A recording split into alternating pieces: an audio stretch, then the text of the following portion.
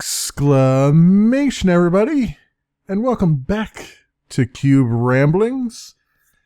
It is for me currently July the 5th, 2014. Hope everybody's been in the US has been having a very good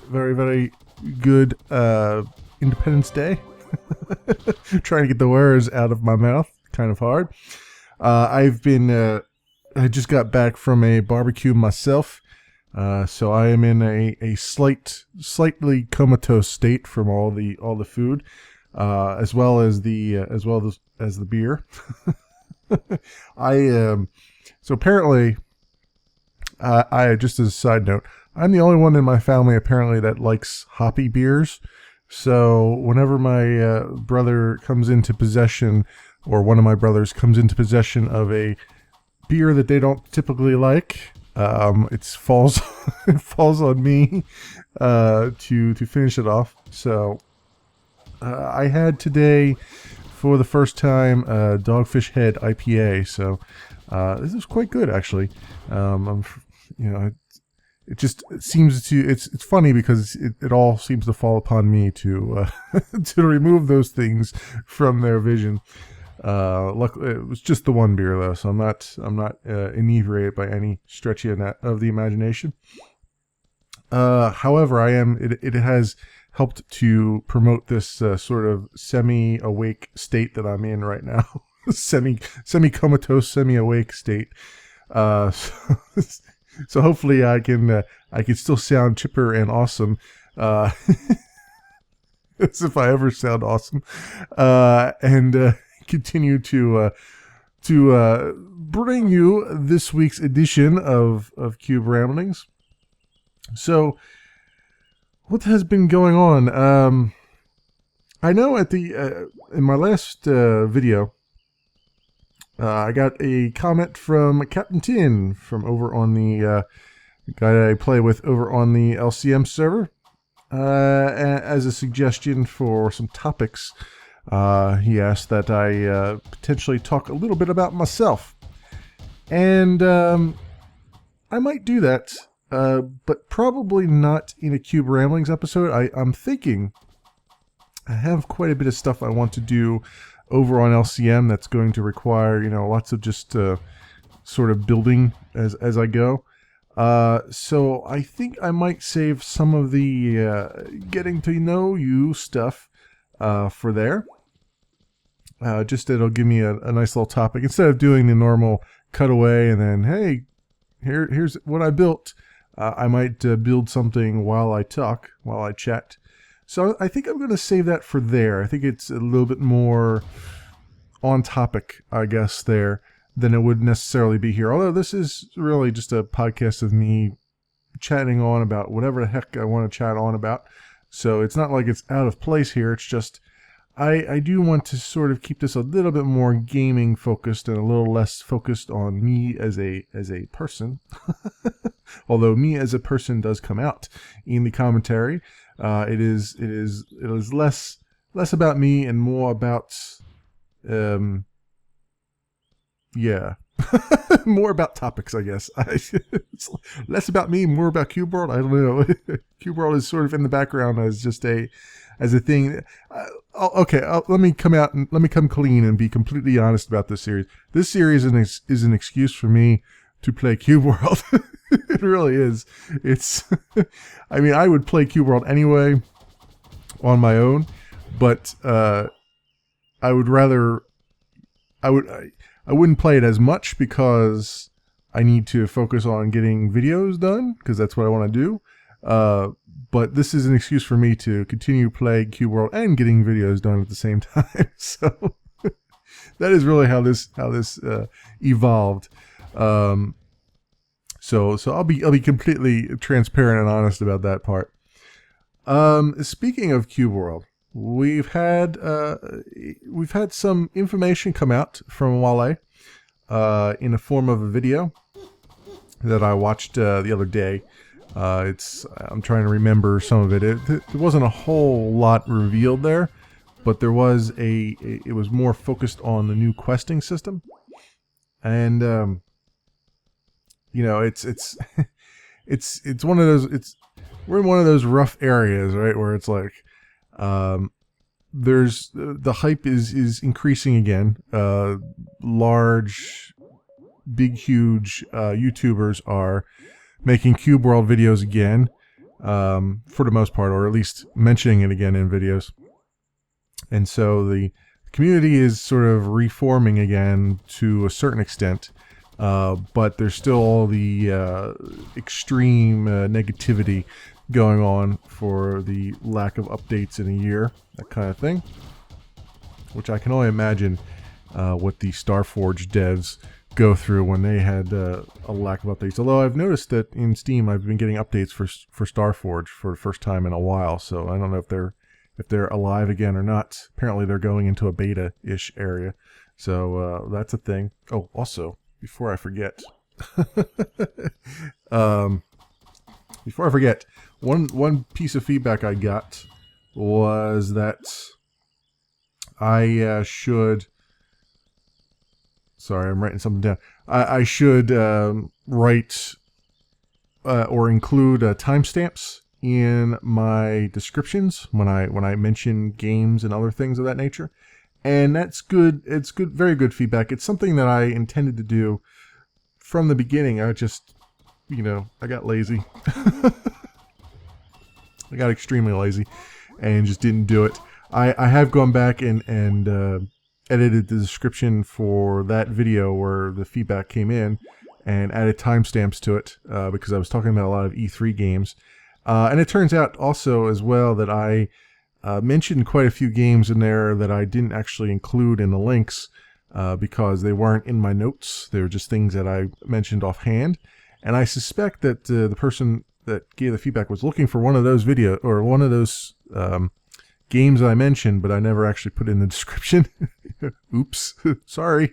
So I'm making a note here to make sure that as I go along here, I'm going to write down timestamps in my notepad, and also if I mention other games offhand, to make sure that I write them down in the notepad, just like I wrote Starforge on here, just so that I don't forget to put them into the description at the end here, because what's been happening much more often here is I've been recording these things late at night. It is actually pretty late for me right now. It's about 10 p.m. 10 a.m. Wow. 10 p.m. And I'll record this and then edit it, and sometimes in this particular case it's getting to be nightfall, so I'm gonna have to do a little extra editing where I increase the brightness, because it does get very, very dark in game. To the point where you wouldn't be able to see anything on the video. Not that you're necessarily watching the video, but if you are, it's kind of nice to actually be able to see something. So that takes a little bit of editing, and then on top of that, rendering and everything else. For me, it's a 45-minute video. Will take about 25 to 30 minutes to render. And then after it's rendered, I watch a portion of it just to make sure that it looks okay and I don't have any of those like weird black scenes that show up every once in a while. I've seen them a couple times. It seems to be related to when I'm rendering a video and I switch away. I have a KVM switch here, which allows me to use one keyboard, mouse, and monitor, and then I just use that to switch between both my computers, both my laptop and my PC. And what'll happen is when my PC's rendering, I'll switch away from it and just watch videos on the laptop or do other things on the laptop while that's going on, because it usually takes like half an hour, as I said, and I can't really use the computer while it's rendering because I don't want to affect the rendering. But it turns out that even that switching over on the KVM switch, whenever I would do that, I would get a black scene in the just a very brief flash of black in the rendered video, because the CPU or the operating system took over for a second to notify all the running applications that the keyboard and mouse was no longer present, and that was just enough time during the rendering to cause a portion of the render to sort of fail, and that's why occasionally in some of my videos earlier on you'll see that there's towards the beginning of the video a flash of black. And I think I've narrowed it down to that. That's why from now on, since then, once I found that, I decided that I would leave, the KVM switch switched over to the PC while I'm rendering, and I just switch over manually and use my actual laptop keyboard and trackpad and all that stuff when I have something going on the PC, when I have a render going on. Little behind the scenes, little how the sausage is made tidbit there for you guys. Anyway, so off on a tangent. Back to Cube World, what I was talking about. I lost my train of thought there. In the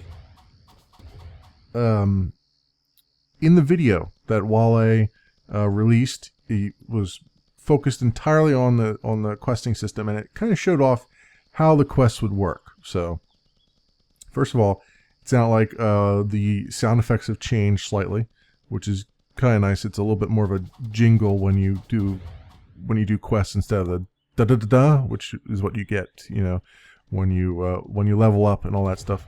Sounds like that has changed slightly. In addition to that, the quests are, as he mentioned, less MMO like they are now. Less MMO like he was originally going for, and more of the open world stuff that you see now. So basically, you travel around the world. The world is in the palm of your hand. You go wherever you want to do whatever you want to do. When you come across something, a boss, and you defeat them, then suddenly you'll find yourself with a quest. And it showed off in the video as well, the quest journal, showing you where things should go. It was kind of nice, nice little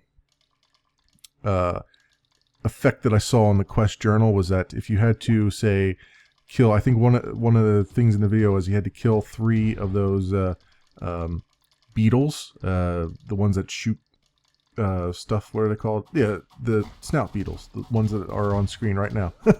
That was good timing on my part.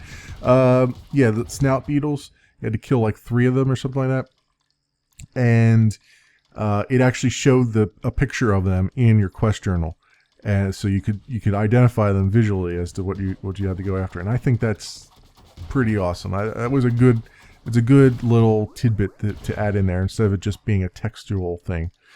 And some of the things that were shown off there as well was, gathering different parts of the quest. You go and, say, hey, I gotta go. I think he visited some kind of hut, and it said, oh, you clicked on a cauldron, and it said, oh, you gotta collect 3 drops from these things or something like that. And you come back to the cauldron, and you after collecting those 3 flowers, they were new flowers, so flowers I haven't seen before, some kind of roots.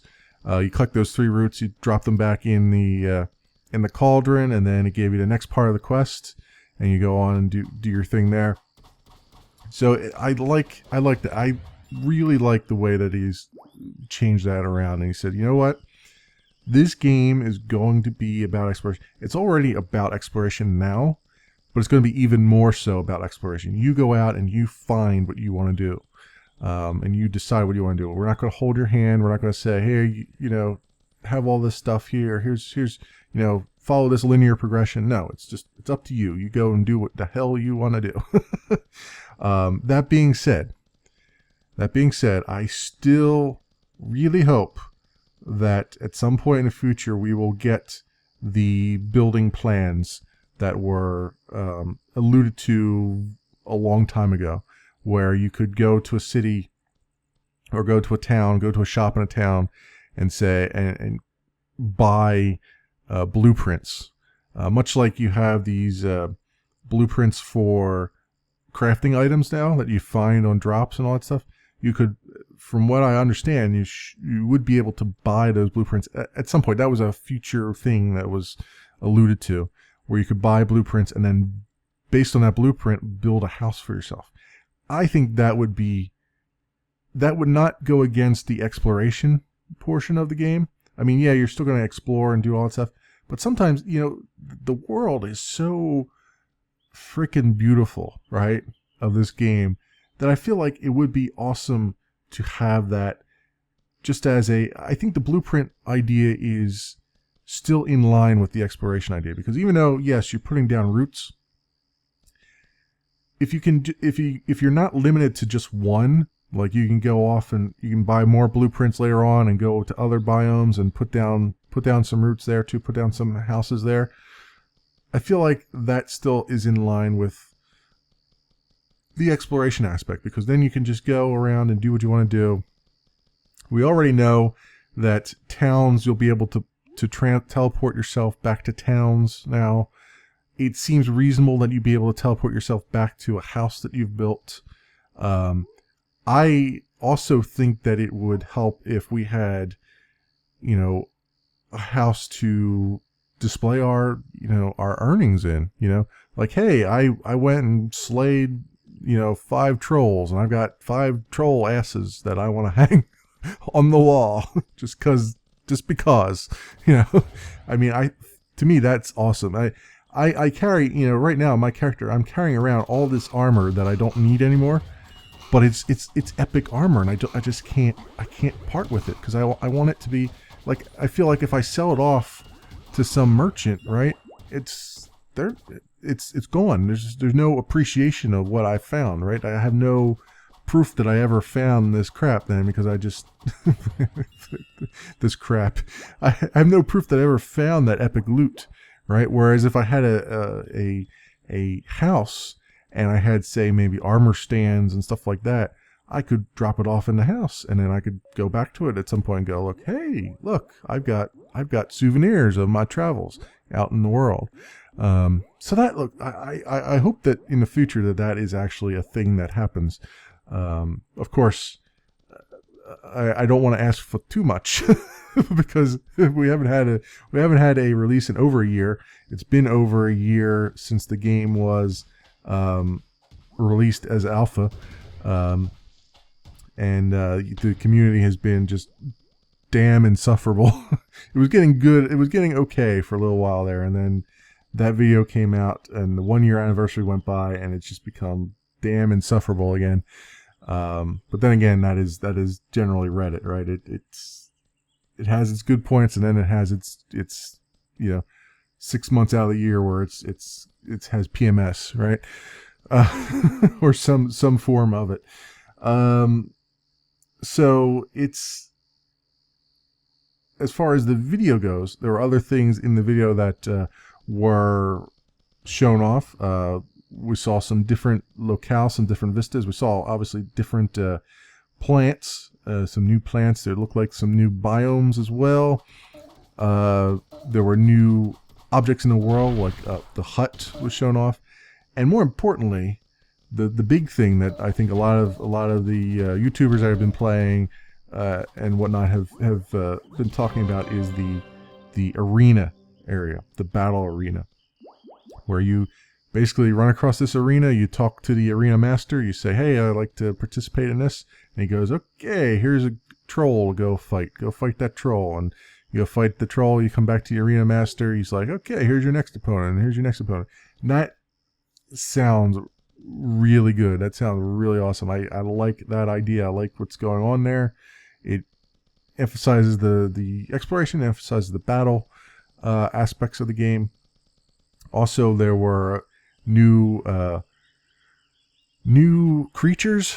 We already have seen some of them, like Toucan and the lions and stuff like that. We've seen pictures of them, but this was the first time we saw a moving picture of them. We could see that you can now ride them as well. You can ride the Toucan, you can ride the lions, their mounts.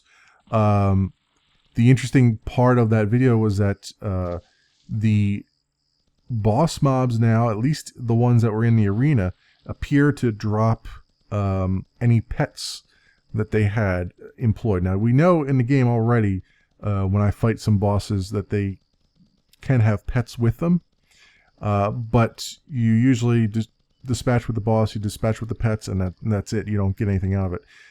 It looks like now, maybe in some cases, I don't know if it's in all cases or just in some, the boss can drop pets now, drop cages, and if they employed a pet against you, and then that becomes your pet then. So in the video in particular, Wally fought a troll, I believe, who had Toucan as a pet, and he defeated the troll, and the Toucan dropped as a pet in a pet cage, and then he was able to pick that up and ride the Toucan as though it was his own.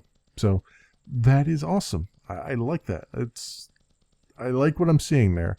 Obviously, there's going to be even more than that. The problem is that the communication has been so few and far between that people seem to have forgotten that there's other things that are going to be released with this. I mean, they see the quest stuff and they go, oh my god, it's been a year since anything's been released, and all they did was make quests. I could make quests on the back of a napkin in 2 hours. And they forget that, first of all, the quest engine has been completely overhauled, right? So that takes a lot of time and effort. B, this is not a full-time gig for Wally. I believe he works as a dev for a larger publisher, and then this is just sort of a side project. And C, there were other things planned, like biomes, new creatures, new locales, like I believe there's a castle now, or not castle, a keep or something. There were a couple things, a tower, like a wizard's tower, mage's tower, I should say. Several other things that we might not have seen yet, and I have them written down in this notepad pages and pages ago, as well as user interface tweaks, like the user interface will now apparently scale to your screen, which is awesome because you've seen it plenty of times in my videos where the chat text and everything else is overlaying my interface, and half the time I can't read stuff, and it's all messed up because I'm not using, I'm not in 1080p mode, I'm in a 720p mode, those kinds of things. So that's good. And also, the rebindable keys, which is going to help me out tremendously because I can't do any of the stuff that requires the middle mouse button. This is the case for all games. I mean, even in Wolfenstein: The New Order, I had to remap the middle mouse button to F in order to do special moves in there. And I've yet been able to do any kind of rolls and dodging in Cube World here because I don't have the ability to remap it. So that will certainly help me out tremendously. And I'm sure there's other things that I've missed that'll be in there, and I can almost guarantee that there will be things in there that he hasn't announced that will be available for us to see. So the question becomes there, and I sort of wanted to address this here since this seems appropriate.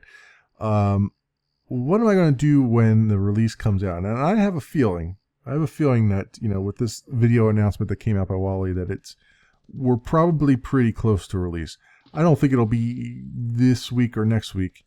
I think it might be closer to a month from now or maybe the end of this month, because Wally seems to be very, very cautious about releasing stuff that has been well tested, which is very good. I mean, let's be honest with ourselves here.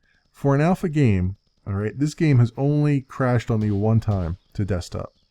And I've been playing it for how long now? And I have so many alpha games out there that are buggy as hell. They burn out the computer. They crash to desktop every 5 minutes. This has been very, very stable game. Very stable game. There are bugs, obviously. I've found quite a few when I can't hit bosses or I can't hit other monsters because they're slightly obscured by terrain and whatnot.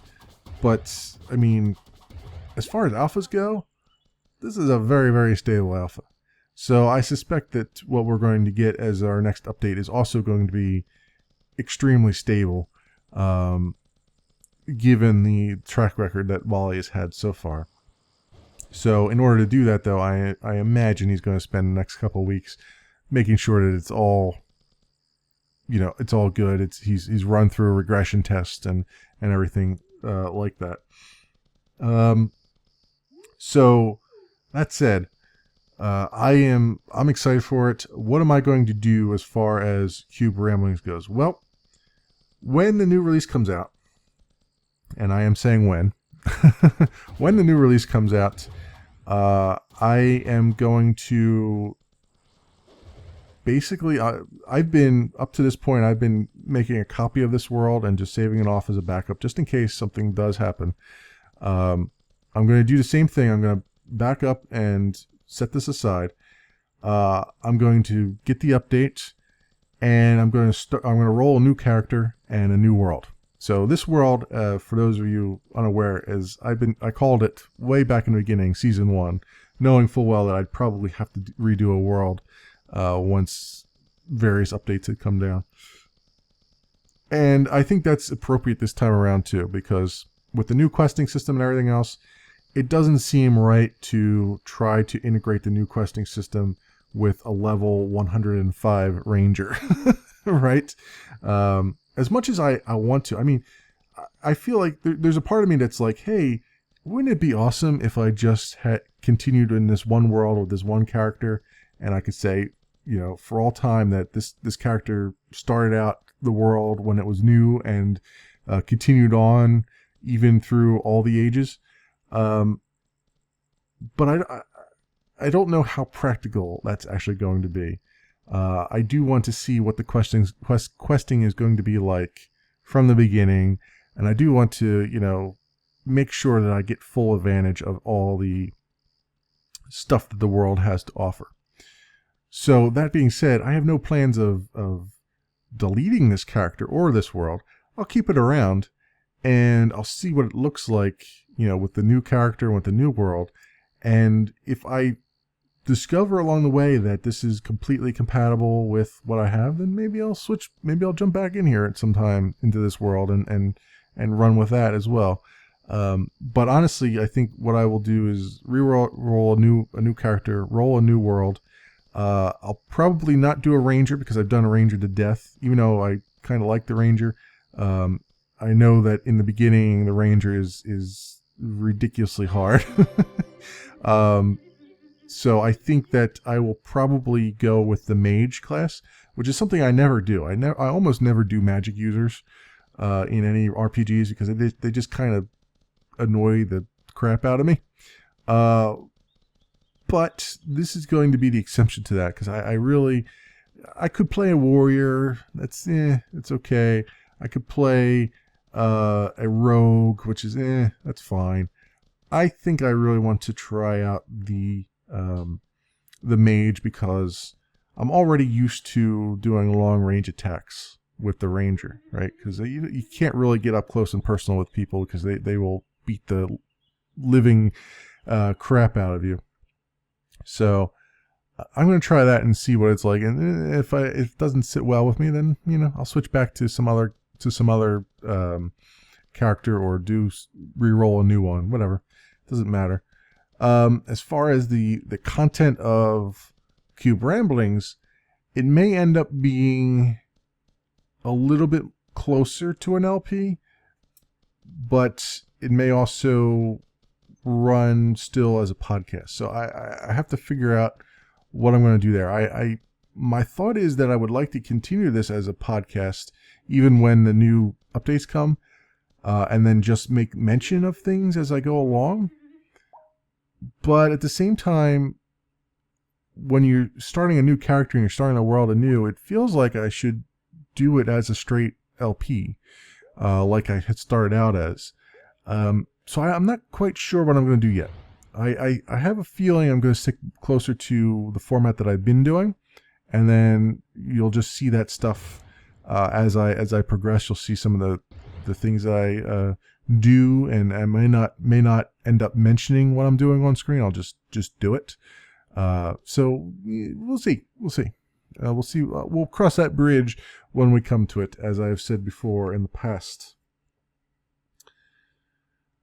Okay, so I think I've talked about that to death.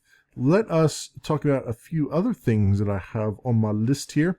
I had quite a few things left over from last week, so I want to sort of get through a few of those and then also integrate some of the things that I have for this week as well.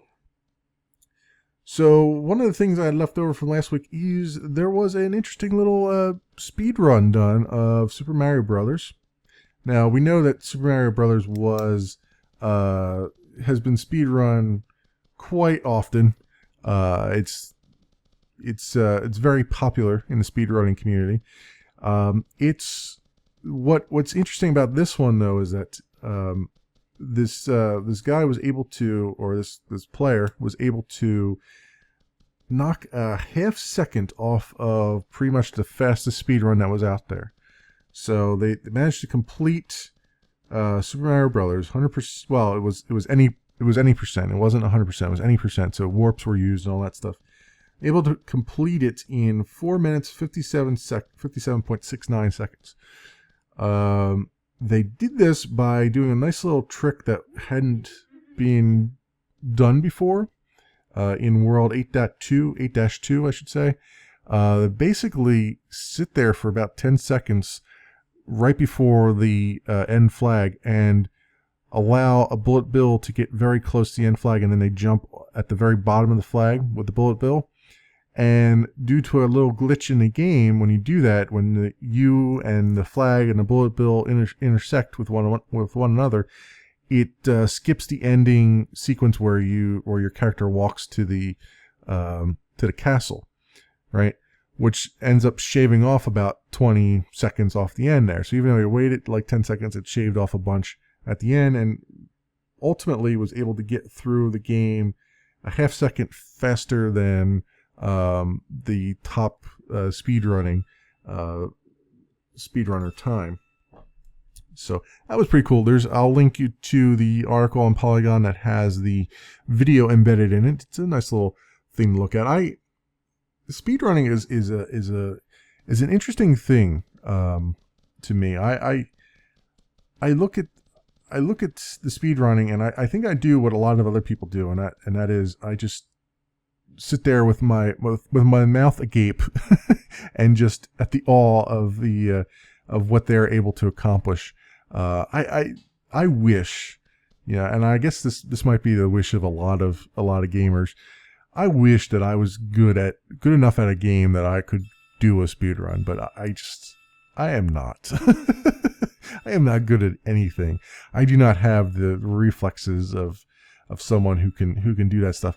Well, let's be fair. Not only do I not have the reflexes, I don't have the patience to play a game 500 times over to find the optimal path through things. I'm fascinated by it, and it's awesome in every respect of the word. I mean, to see somebody just like rip roaring through Battletoads, or I saw one that was the Teenage Mutant Ninja Turtles, the old NES game that was I played back on the NES days, but it was very, very painful, and to see them just fly through some of the levels that I had so much pain as a kid, it's insane and just completely awesome, and really it's for me as a programmer too, it's really fun to see all the glitches that people were able to discover to get around areas of the game. Like the any percent runs are the ones that are the most interesting to me. I saw one, and I'm not. By the way, I'm not going to link to any of these because it'll take me years to uncover these videos. I'm sure if you go looking on YouTube for Speedrunner, Speed Demos Archive, and all that stuff, or go on Speed Demos Archive, you'll be able to dredge up some of these videos. But there was a particular video for what was it? Super Mario 3D, I think it was, and Super Mario World 3D or Super Mario 3D. I think it was just Super Mario 3D. It was for I think it was the launch title for the GameCube, or was it? Yeah, or was it yeah, I think it was for the GameCube. And basically, the idea behind the game was there was like 120 stars you had to collect, and you're in the castle for the Mushroom Kingdom, and you had to jump through paintings on the walls, and that would take you to various worlds throughout the realm, and there were various challenges on each of those worlds where you would collect stars for. And the game, I believe, was set up that you had to at least get 32 stars, question mark, before you could do the final battle with Koopa. And since then, people have found all these crazy ways to get to that final boss battle without collecting all those stars. And I believe someone did a speed run where they were able to complete the game without collecting any stars at all. And they did it through a series of like bunny hopping and maybe being able to get themselves to glitch through and clip through walls and just crazy stuff. And it's just so awesome to see, because it's, I look at that and I go, man, for people that aren't programmers to be able to know a game so intimately that they are able to find all these glitches that were just oversights on part of the developers and part of the playtesters, and exploit them in these interesting ways is just incredible. Another one that comes to mind is there was a recent one for Super Mario World where they were able to complete the game by using an interaction between Yoshi and some other block, and I forget what it was, but they were able to have both Yoshi and this other block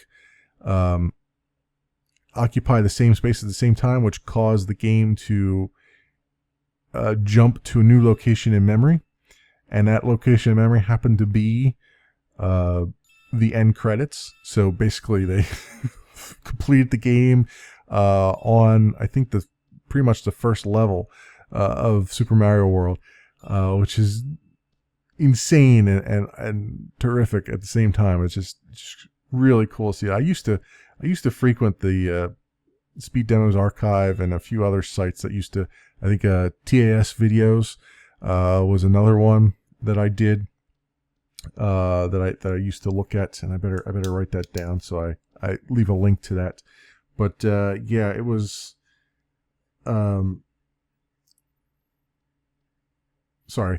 it was a just really I spent hours and hours there, and a lot of the TAS things, for those of you unaware, TAS is tool assisted speedruns, where basically people would use emulators and write bots, essentially, or not bots, but they would use emulators to slow down the game to a crawl, and then be able to insert or input the inputs to the game at such a speed that they're able to, get the actual fastest possible speed you could ever get in the game. That's not human, not possible for humans, but possible for computers.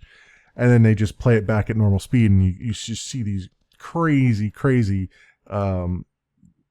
tricks that people are able to do in the games to just awesome speed runs. But they have their own category because they're tool assisted. You know what I mean? So that doesn't diminish them in my eyes, but it's a different category, so that that it's not a human being just sitting there through twitch memory and muscle memory trying to do stuff. But that's cool.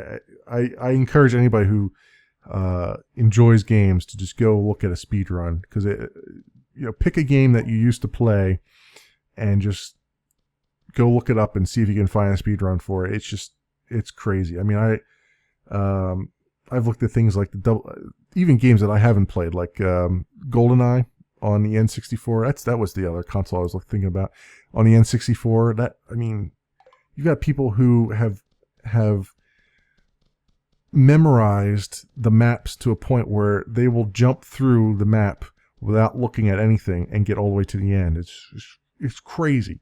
Portal, the original Portal game, had some of that too, where people had memorized the map so fully that they don't even look at where they're going. They just jump. They just bunny hop through the whole thing, and all you can see is the ground as they bunny hop through stuff. It's incredible stuff to look at. So that is what I wanted to talk about with that. That that stuff just excites me. I just like talking about it. I can't help myself sometimes. Minecraft stuff. I got some Minecraft stuff listed here. I'm not going to spend too much time on it, but I want to kind of talk about a few things that came up last week. Mojang released numbers on the latest Minecraft numbers, and for the first time ever, the console sales have surpassed the PC sales. So there's 54 million copies of Minecraft sold total across all platforms, and now the console is a greater percentage than the PC was ever. So that's for the first time ever. So that's crazy pants. That's crazy pants stuff. To me, the console stuff, even though this is kind of the weird conundrum about Minecraft, right? Is that us on the PC, we're getting all the latest updates and all the greatest stuff going on, and the console players are still behind. They're still on a very older version. They're limited in their world size and all that stuff, and yet they have features on the console that the PC has been lacking for so freaking long. Like you can go on a console. Apparently, there's I've heard from some of the guys on LCM that played on console that there's actually a tutorial on the console that you don't get, in the PC version. I know for a fact that there's the crafting is done through menus, so you can actually you have a crafting menu and it just says, hey, if I have those resources available in your inventory, then boom, you can just craft it. You don't have to go look up on a wiki for stuff. You don't have these are things that should have been in the PC game a long time ago, and I cannot fathom why we have gone so long without this stuff, because literally Minecraft is one of the few games that just kind of tosses you in there and says, good luck. And I've always hated the fact that it's a wiki game. I really do, because it's like, why do I have to, especially now when I'm dealing with redstone and stuff, I'm constantly looking stuff up on the wiki, and it's like, this is why must you kill my immersion, Minecraft? Why must you kill my immersion? But it's sort of the fact of life that has become the PC version. So that's cool. I really interesting numbers to see there. Another thing that has come up about Minecraft though is this was a recent article. I just read this today. There's a thing called MinecraftEdu. I'm trying to find it on my thing here. Yep. There's a thing called MinecraftEdu, and apparently summer camps now are using Minecraft to, Minecraft is one thing. There's also another thing. They're using Minecraft to teach kids or get kids interested in STEM stuff. So science, technology, engineering, and mathematics, right? Trying to drive some interest in that. So apparently, and I went and I looked up MinecraftEdu on the internet, and unfortunately, I was trying to get more information about what the hell does it do. I saw some screenshots which suggest that there's some mods on top of it where you can the teachers can go in and they can make it so that there's no day-night cycle, and they can remove the nether and all that stuff. Weather effects and things of that nature. But the website is so effing generic that I cannot tell you what actually it's doing. It's not a vanilla copy of Minecraft, because you can't use it against vanilla servers. It's got its own server and everything else that goes with it. So obviously there's mods going on there. It's supported by Mojang itself. It's actually got a decent UI, which is surprising to me, because it's like, Mojang sucks at UIs, and apparently they don't suck when it comes to the educational stuff. UI as far as the management console for the teacher and whatnot.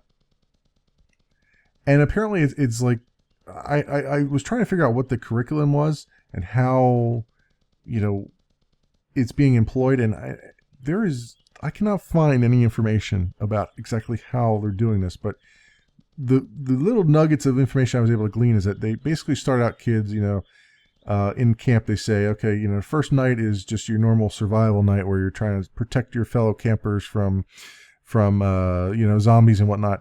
And then at some point you build particle accelerators, which I mean, coming from a guy who is struggling to build a damn hopper storage sorting system, I cannot fathom what they're doing with how they're making particle accelerators in the game with standard redstone, other than to say maybe it's not the standard redstone. Who the hell knows? But yeah, apparently that's what they're doing, and it's also being used to teach history and other things. And I can only assume that it's like a museum-ish thing where the world's already been set up and the kids go in and they can explore, like clipper ships and things of that nature that have already been built, and they can see things that way and have, maybe text, books already written. So I can see some portions of that happening. I'm having trouble fathoming how the whole thing works and how I can see them teaching. I can see redstone as being a good analog for getting kids interested in programming. I mean, redstone, let's be honest, redstone's not going to teach you programming, because redstone is mostly hardware gating stuff, and it's a lot of trickery and stuff that's not really useful. But it might be the spark that gets somebody interested in it. I just hope that they're actually going to, if a kid does show interest in it, that they'll point them to good sources for where they can get more information. Because that's the thing that always bothers me. I talked about this a little bit in my Friday live stream. I did not like school, and it's not because I thought I was better than school or I didn't like learning. I like learning. I love learning. I love learning about what I want to learn about, though. And school was mostly about here's the stuff that we're going to test you on, and we'll kind of gloss over the other stuff, but we're not going to stop off to really go in depth. We'll answer some of your questions, but we're not going to go too far into it, right? And I was mentioning that Wikipedia and all these other things are so addicting to me, because I can sit there, I'll look something up, and then there's all these hyperlinks like, hey, here's some more information over here, and here's this little piece of text is highlighted, and I start clicking on that and go, oh yeah, I'd like to know more about that, and I dig down further and drill down further, and then 4 hours later I'm still on Wikipedia and I've got 92 tabs open on my browser. It's just, that is how I learn, right? I learn by saying, hey, that's, it's cool that you want to teach me, this math stuff and all that stuff, and I'll learn as much as I can of it. But when you touch upon a subject that somehow sparked a light bulb in my head, I want to know more about it. I want to dig down further. I couldn't do that in school because the information I wanted, most of the teachers are too dumb to know, and B, and I apologize if there's teachers listening. I have my own hang-ups there, and B, it would be, since you're not going to be tested on it, most of the other kids in the class wouldn't be interested in it, right? It's just something that you as an individual are interested in. And also C, I was and I am still to this day, a very introverted person. I generally don't deal well with people as it is. So I would always keep my mouth shut anyway. A little interesting tidbit there is that whenever a teacher would call on me in class, how they sometimes just call on people instead of asking people to raise their hands. They would just call on them and say, "Hey, you go and what's the answer to this question, or what's the answer to that question?" I would never answer. Never, never answer. I very early on in school I used to, like around 4th grade or so, and then I just stopped. I was like, you know what? Screw this. I'm not going to answer. They don't need me. They can go talk to somebody else. I'm just going to focus on getting the information I need for the test, and I'm going to get the frig out of this place.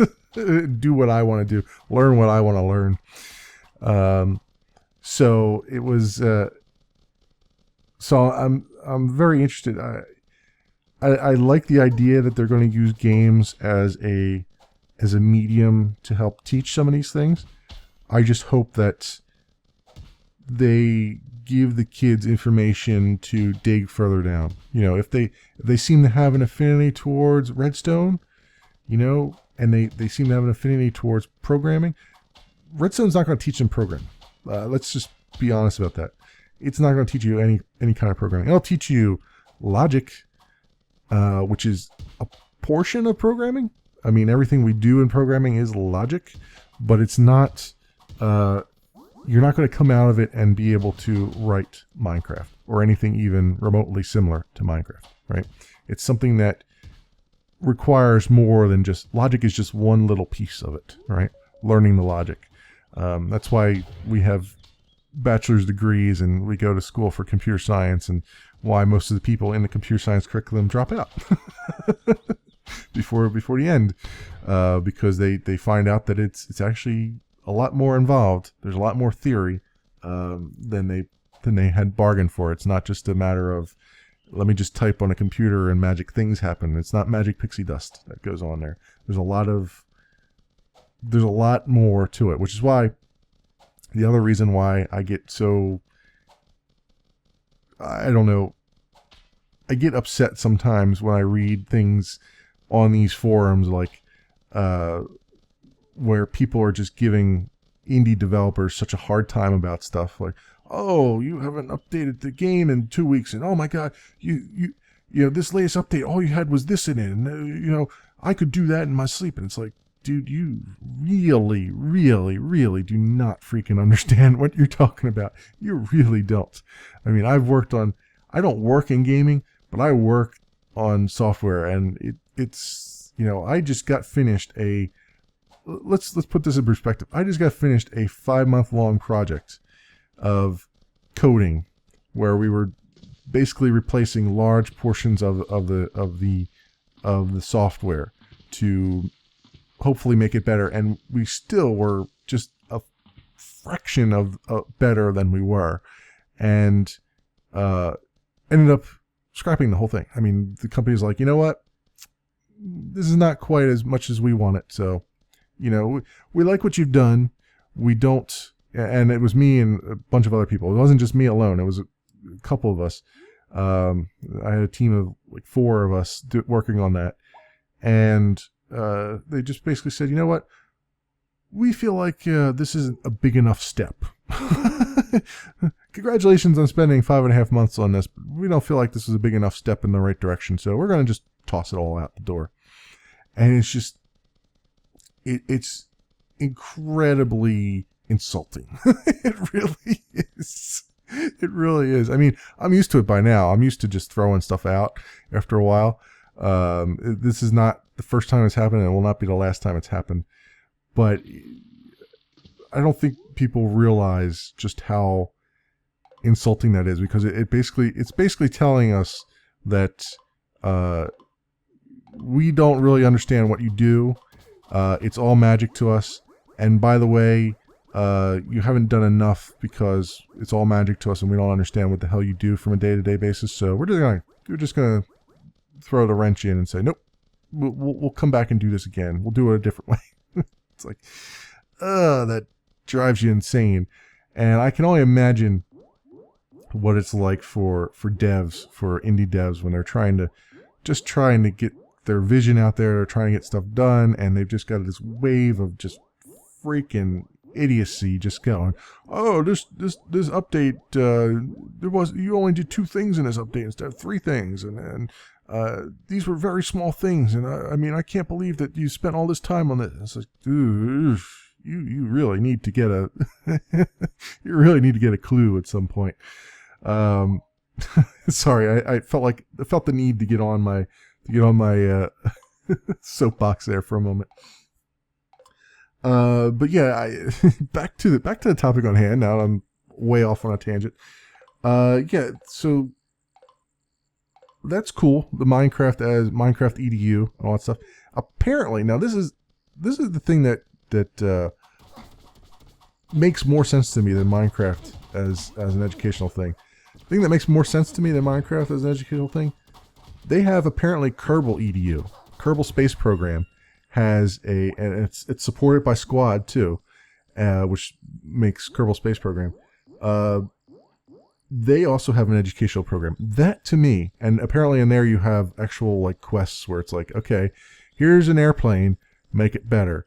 And from the little that I've dug into Kerbal Space Program, there's like center of mass and there's all kinds of like scientific-y stuff in there. I mean, it's not a physics simulator by any stretch of the imagination, but it's got a lot of basic concepts in there presented in a basic way.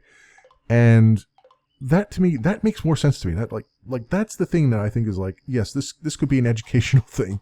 I mean, it's so much so that even NASA has like embraced it and is putting missions in there, you know, to try to get people interested and get kids interested in space flight and space concepts and all that stuff. And so that infinitely makes more sense to me that there is a KerbalEdu that's in progress than Minecraft, say.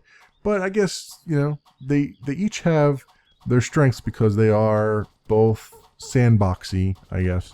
I guess the Minecraft thing, you know, it could teach you some engineering with the redstone stuff, but probably more of the physical engineering than the software engineering side of it. You're like, yay, let's make a bridge, and let's make it so that there's actual pillars on the bridge and all that stuff. And apparently, one of the things that they're using the MinecraftEdu thing for is to teach kids proper digital, what's the word I'm looking for? Digital manners, I guess.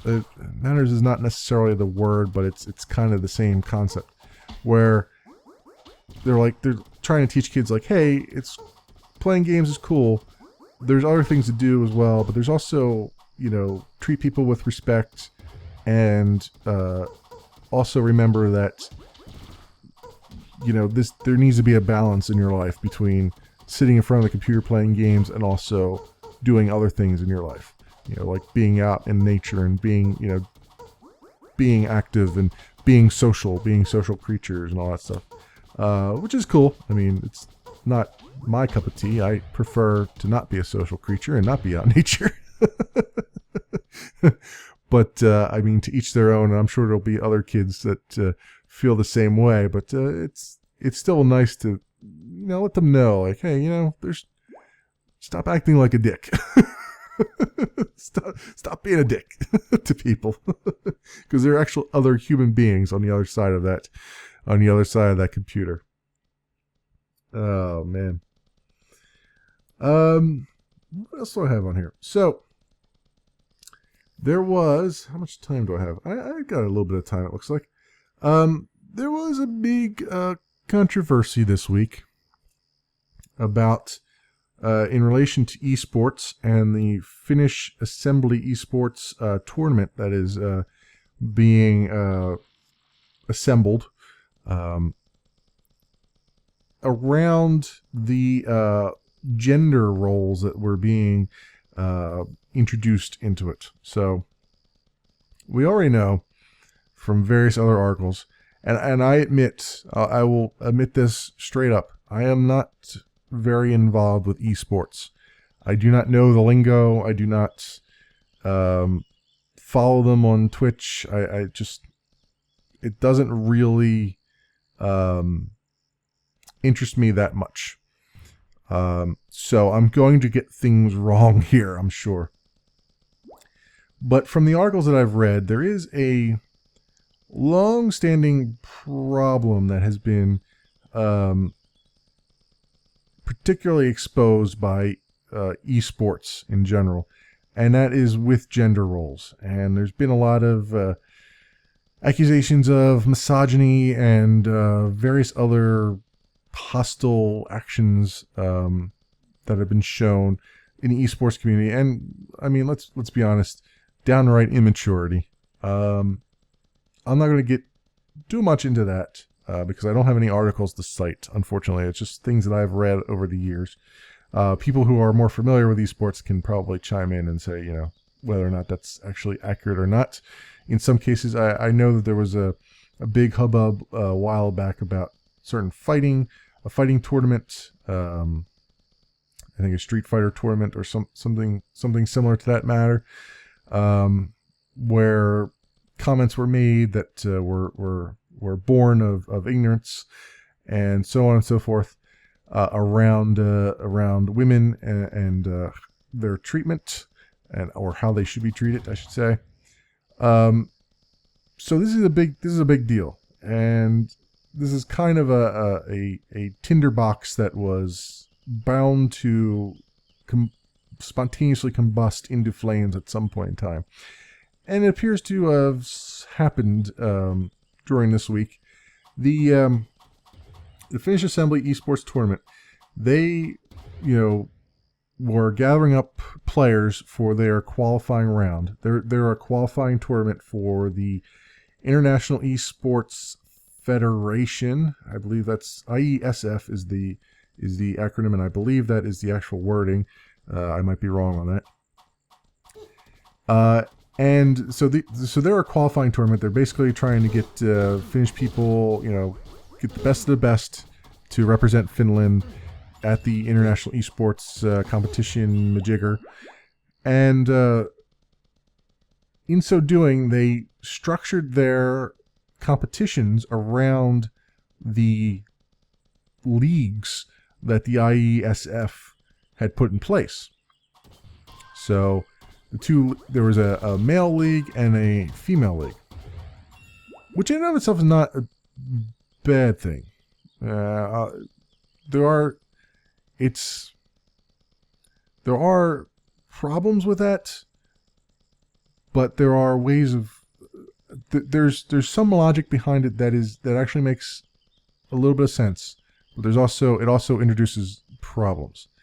In particular, the problem that was here is that the idea that men and women have to be segregated into leagues in the first place. I mean, we're not talking about real sports. I'm going to say things that are wrong here. We're not talking about physical sports, right? Where there's a physical advantage or disadvantage to having separate leagues in order to promote competition or equal competition. We're talking about gaming, and gaming has this effect where it can be a very uniform platform for people to play on, regardless of gender, right? When done properly, that's really what it should be. Men and women should be not at a inherent disadvantage based on their gender for playing games.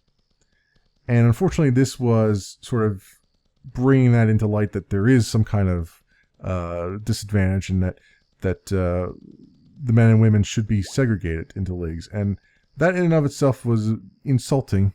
It is very insulting to both men and women, honestly, but also insulting to just the gaming culture in general. It's like, there's really we all want to play together. There's no reason for us not to play together other than pride. And unfortunately, that sort of came out there where like, oh, we wanted to make sure that the guys wouldn't feel emasculated by being beaten by women and all that stuff. It's like, oh boy, that was a foot and mouth syndrome statement that was made to that effect. So you know what? This is bearing of more in-depth talk. So I'm gonna put this on hold until next week, and then until next time, I will see you next week. Thanks for watching, everybody.